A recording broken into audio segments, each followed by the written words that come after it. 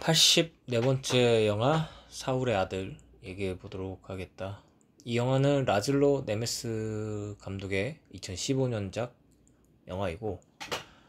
어, 사울이라는 역할에 게자 레일이라는 배우가 연기를 했고, 연기는 매우 좋았다라고 할 수 있을 것 같다. 영화는 뭐 기본적으로 홀로코스트 소재를 하고 있고, 음, 홀로코스트라는 소재가 이제는 굉장히 이제 진부한 소재이고, 뭐 진부하다고 해서 뭐 그때 뭐 역사적인 어떤 참혹함이나 그거를 부정한 것이 아니라 어떤, 그러니까 그냥 영화의 어떤 소재로서는 이제 진부하다. 그러니까 다시 말하면 너무 많이 쓰였다 이제는 라고 할 수 있는 소재인데, 2010년을 넘어서 뭐 이 영화도 15년 차이고, 이때쯤에서는 이 홀로코스트라는 소재를 굉장히 좀 더 다른 방식으로 이제 영화 연출을 한 것 같다는 좀 생각이 들었고, 뭐, 뭐 1990년대 뭐 2000년대 뭐 초반 이때까지만 해도 정말 그 전쟁 그대로의 모습을 좀 보여줬다면, 그러니까 전쟁을 직접 하고 뭐 부시고 뭐 죽이고 학살하고 뭐 이런 거를 보여줬다면, 2010년에 넘어서 이제 15년쯤 이제 됐을 때는 그런 어떤 끔찍한 장면보다는 좀 더 뭐랄까, 약간 그 참혹함은 이제 은연중에 좀 보여주고, 좀 더 다른 모습으로 어떤 그 참상을 좀 어, 영화로 좀 제작을 하지 않았나 좀 생각이 든다. 아무튼 이 영화는 이제 홀로코스트를 이제 배경으로 이렇게 소재를 하고 있고, 역시나 뭐 아우슈비츠의 수용소의 모습을 보여주고 있는데, 1944년 아우슈비츠 수용소에서 존더 코만도라는 그 수용소 내에 어떤 조직이 있는데, 이 조직의 반란 사건을 이제 모티브로 해서 이제 영화가 제작이 되었다. 존더 코만도라는 것은 그 수용소 내에서 이제 비밀 시신 처리반으로 이제 불리우고, 나치의 어떤 지시에 따라서 뭐 이제 그 시신, 그러니까 죽기 직전에 사람들 옷을 벗겨주고, 가스실 청소하고, 그 다음에 시신 처리하고 뭐 정리하고 재정리하고, 그리고 이제 뭐 그 시신들이 입고 있던 옷에서 이제 뭐 기준품들은 이제 나치한테 이제 반납하고 뭐 이런 일을 도맡아 했다고 하고, 이게 비밀이었던 이유는 이런 악행들이 이제 밖으로 새어나가면 안 되기 때문에 굉장히 그 따로 이제 어떤 인원들을 선별해서 이런 일을 시켰다고 한다. 그리고 주기적으로 이 인원들은 계속 교체를 하는데, 역시나 뭐 교체 당하는 그 인원들은 역시 죽임을 당하고 뭐 그랬다고 한다. 그래서 영화는 이 존더 코만도의 일원이었던 사울을 1인칭 시점에서 이제 카메라를 이제 연출을 했고, 내용은 이제 사울이라는 그 수용소 그 인원이 어느 날 이제 가스를 이제 청소하러 이제 들어가다가 죽어가는 이제, 그러니까 가스를 마셨지만 아직도 숨이 멎지 않은 한 소년을 보고, 소년을 발견하는데 그 소년이 자신의 아들이라고 이제 말하면서 이 시신을 묻어줘야 된다라고 하면서 묻어주려는 어떤 모습들을 좀 영화로 보여주고 있다. 그래서 유대인이기 때문에 시신을 묻을 때 이제 라삐의 기도문을 외워야 그 망자가 이제 천국에 간다는 뭐 그런 믿음이 있어서 라삐를 이제 찾으러 좀 돌아다니기도 하고, 그 와중에 이제 어떤 수용소 내의 어떤 모습과 그리고 거기서 이제 일하는 뭐 생활 모습들, 그리고 뭐 끔찍한 장면들, 뭐 이런 것들도 보여주지만, 이런 모습들을 조금 워낙 카메라가 그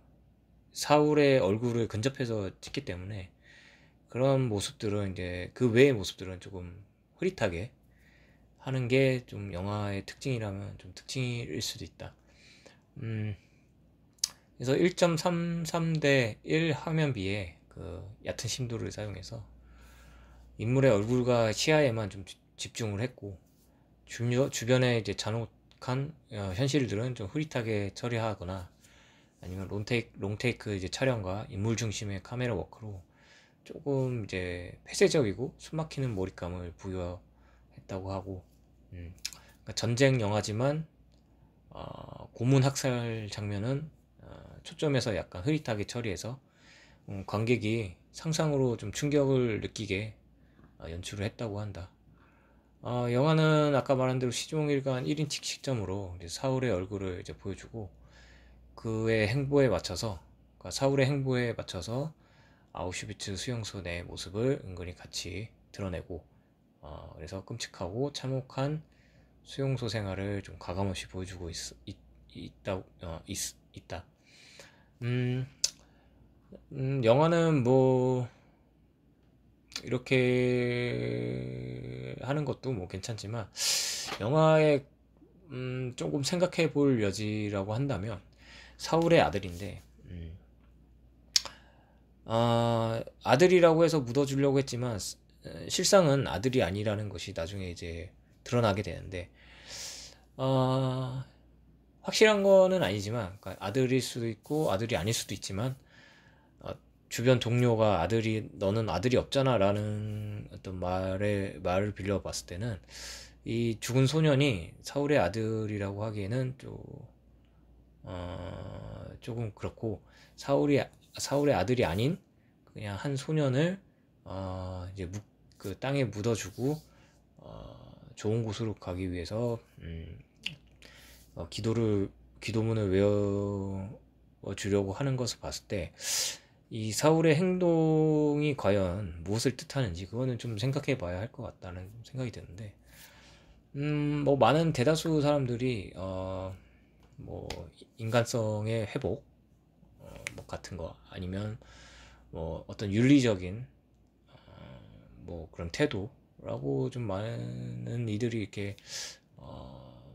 해석을 하는 것 같은데, 뭐 이런 말들도 맞는 것 같고, 그리고 뭐 사울이 어떤 정신 이상일 수도 있다라는 뭐 얘기도 나오고, 내 생각에는 이제 처음 이제 소년을 봤을 때 가스를 마시고도 죽지 않았던 것을 봤을 때, 사울은 이 소년이 뭔가 특별한 존재를 라고 좀 생각을 했을 수도 있겠다라는, 개인적으로 좀 생각을 해봤다. 다시 말하면, 이 특별한 존재를 좀 정중히 사후세계로 모셔서 본인의 어떤 유대인들을 좀 구원하기를 좀 바라는 어떤 그런 믿음에서 온 것이 아닐까, 나는 생각을 그렇게 하고 있지만, 사실은 이 영화에는 이 사울의 행동을 왜 그렇게 행동했는지는 어떤 힌트가 없기 때문에 정확한 해석을 내릴 수는 없을 것 같고, 정말 그 다른 그 존트 커만도의 다른 일원들은 이 반란을 위해서 계속 이제 뭐 준비를 하고 있고, 거기에 맞춰서 일정을 잡고 뭐 계획을 세우고 이런 와중인데도, 사울은 계속 이 어린 소년을 묻어줘야 한다는 그 일념 하나로 이제 움직인다는 거 봤을 때는, 사실은 영화를 보면서도 조금 이제 공감하기 쉽지는 않았지만, 뭐 어쨌거나 뭐 뭔가 좀 숭고한 행동이라고 볼 수도 있을 것 같다는 좀 생각을 좀 해봤다. 그래서 실제로 그 1944년 존드 코만도 일원들이 반란을 일으켰고, 거기서 이제 나치 당원 뭐 두세 명이 죽고 뭐 부상 있고 뭐 이런 것들이 있어서 안타깝게도 그 한 450명 정도 되는 그 전도 코만도 일원들이 나치들에게 그 사살당하는 그런 일이 실제로 벌어졌고, 어, 이런 전투 코만도 일원들을 살려둘 수도 있겠지만, 처음에 말한 것처럼 이 혹시나 이 그 수용소 내에서의 만행이 밖으로 새어 나갈 수도 있었기 때문에 저는 사살했다고 보고가 되고 있다. 그래서 영화는 좀 뭔가 안타까운 좀 현실을, 그 과거 역사를 좀 그려내고 있고, 어떤 카메라 연출이나 뭐 이야기 어떤 서사 방식이나 확실히 예전과는 좀 색다른 것을 좀 보여주고 있다는 점에서 잘 만든 영화라고 생각이 든다. 그래서 이 영화는 2015년 칸 영화제 심사위원 대상을 받았고, 2016년에는 88회 아카데미 시상식 외국어 영화상을 수상했고, 그리고 골든글러브 시상식에서 외국어 영화상을 수상함으로써 굉장히 메이저급 그 시상대에서 수상을 했다. 영화는 뭔가 좀 다 보고 나면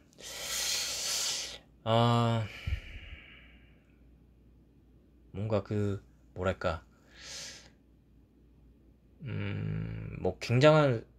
슬픔이나 울림 같은 건 없지만